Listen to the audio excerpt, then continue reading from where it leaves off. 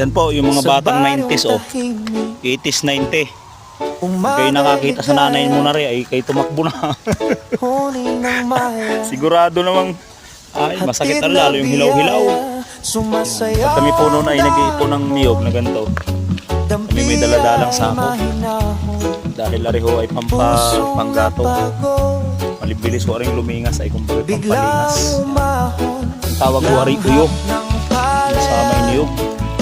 Nakabalat po rin mo. Yan ang niyog bago maging niyog yan. Udo. Ang tawagin po sa amin sa Romblon ay udo. Punta tayo sa Unaisan, Quezon.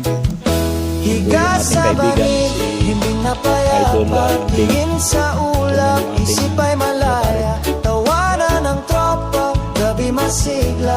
Simpleng dalangin, babantay ng farm na ito.